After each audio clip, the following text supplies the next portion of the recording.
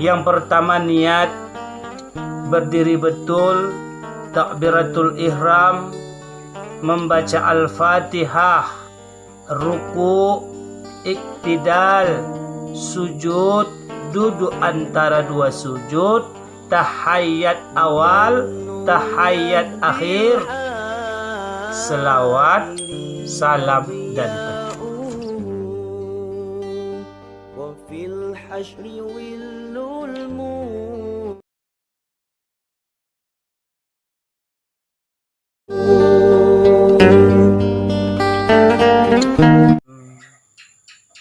Assalamualaikum warahmatullahi wabarakatuh.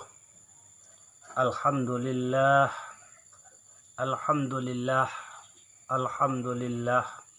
Wassalatu wassalamu ala rasulillah, amma ba'du.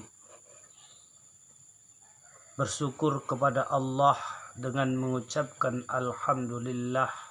Berselawat kepada Nabi dengan mengucapkan Allahumma salli ala Sayyidina Muhammad wa ala ali Sayyidina Muhammad.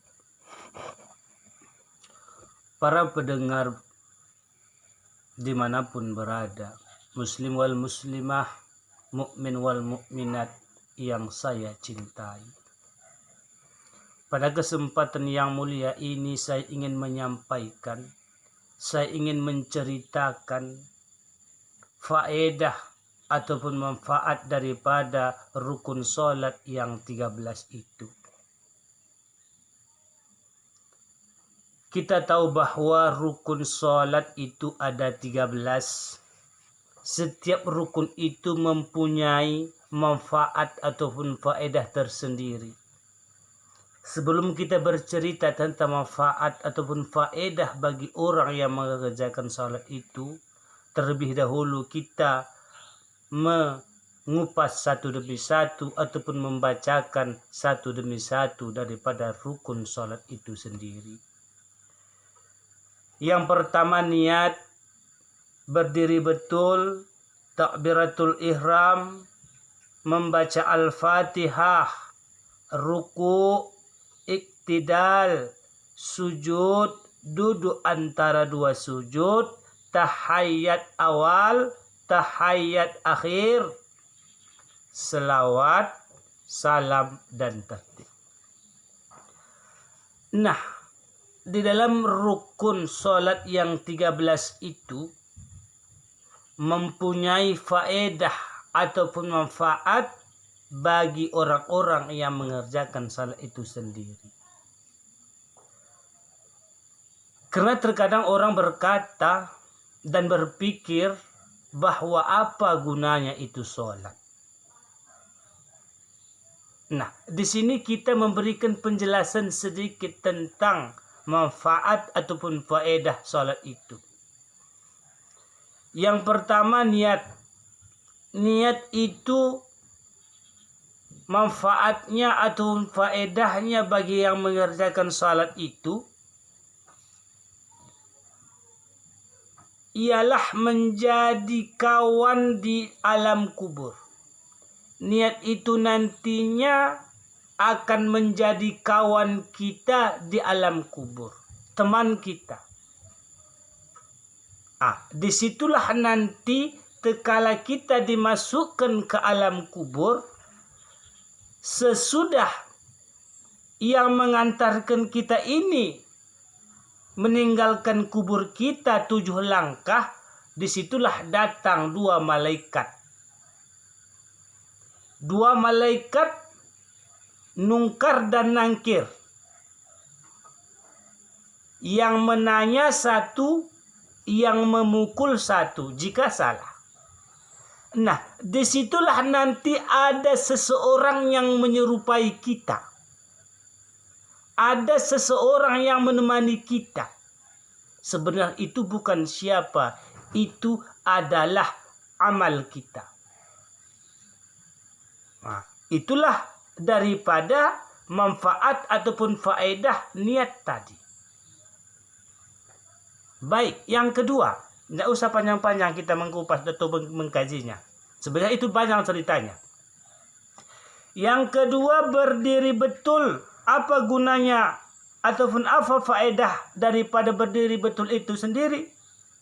Berdiri betul faedahnya meluruskan tempat kubur kita.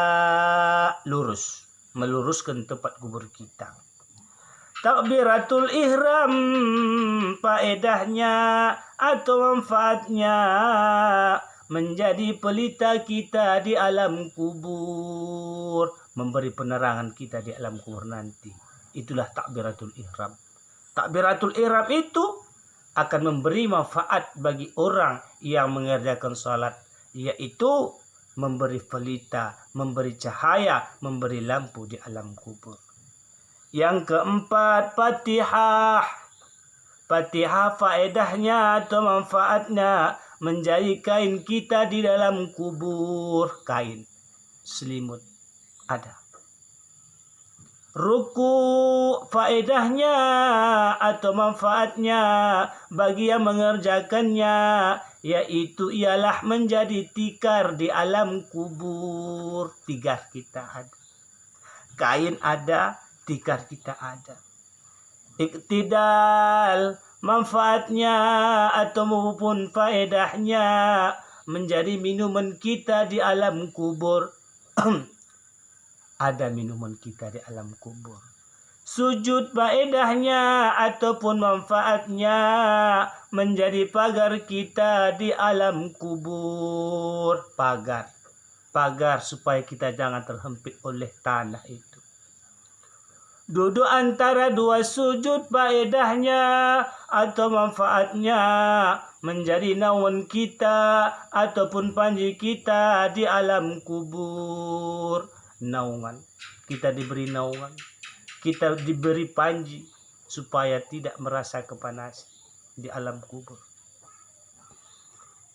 Tahiyat awal faedahnya menjawab pertanyaan nungkar dan nangkir. Tahiyat menjawab pertanyaan nungkar dan nangkir. Tahiyat akhir faedahnya atau manfaatnya menjadi kendaraan kita di padang mahsyar. Kita diberi kendaraan kita di padang mahsyar. Selawat faedahnya melindungi kita dari api neraka. Salam faedahnya ataupun manfaatnya bagi orang yang mengerjakannya ialah memasukkan kita ke dalam surga. Tertib faedahnya, tertib manfaatnya bagi orang yang mengerjakannya ialah mempertemukan si hamba dengan Tuhannya. Kita sebagai hamba akan dipertemukan, akan berjumpa kita nanti kepada Allah Subhanahu wa Ta'ala. Kenapa kita bisa jumpa? Itu adalah suatu janji. Itu adalah suatu perbuatan kita disebabkan kita melakukan salat itu sendiri. Saudara kaum muslimin wal muslimat, mukmin wal mukminat dimanapun berada, kalau kita perhatikan daripada manfaat dan faedah daripada salat itu, maka hidup kita di dunia ini tidak ada apa-apanya. Sekaya apapun orang, sebanyak apapun hartanya, maka di alam kubur lebih bahagia.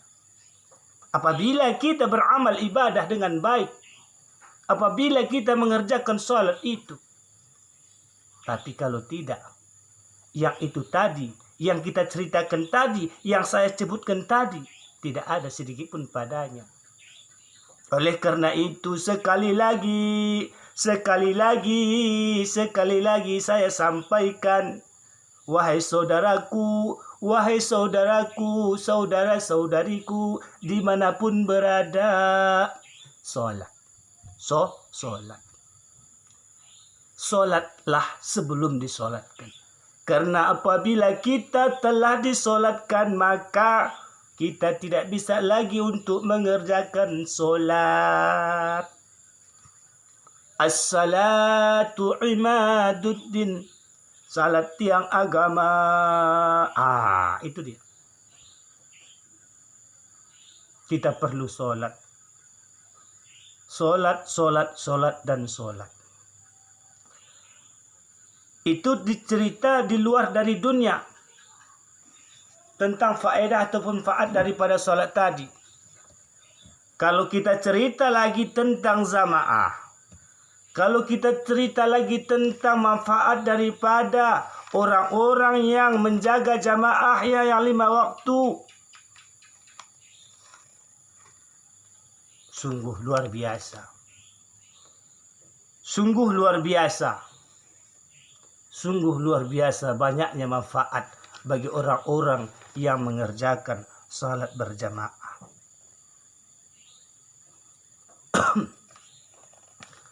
Baiklah, jikalau seandainya kita tidak bisa salat berjamaah, salat sendiri. Salat berjamaah sama keluarga. Salat berjamaah sama anak. Supaya kita mendapat pahala jamaah juga. Namun, salat jamaah itu lebih bagus, lebih baik di masjid atau di musala atau di tempat-tempat lainnya.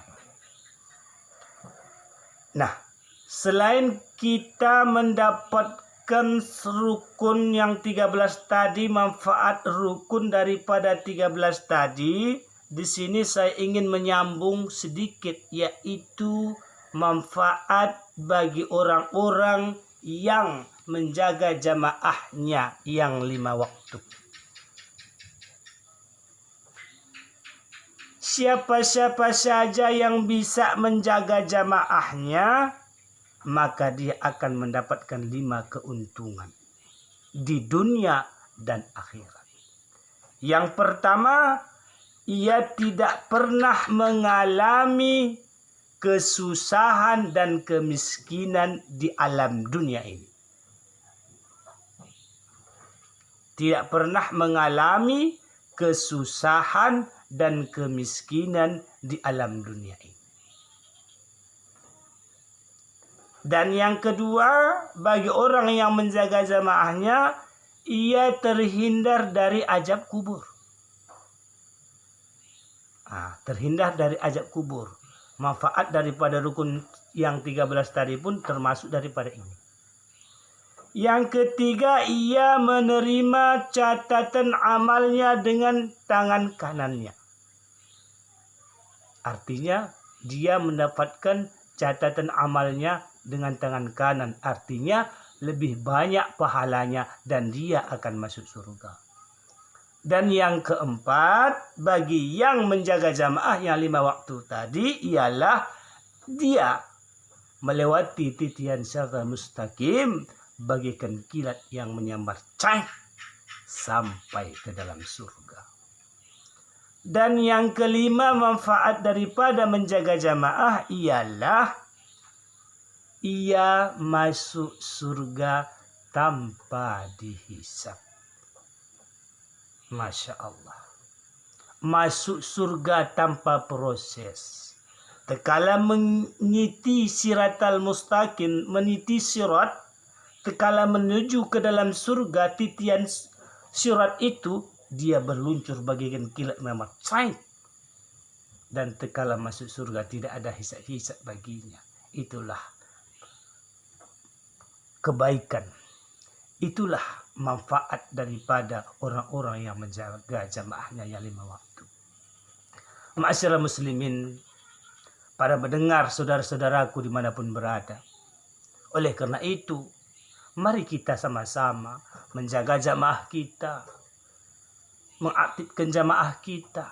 Dimanapun kita berusaha selalu supaya bisa sholat berjamaah, supaya kita mendapatkan keselamatan dunia dan keselamatan akhirat tentu nantinya. Karena kita tahu bahwa dunia ini hanya sementara. Kita tahu bahwa dunia ini hanya sekejap.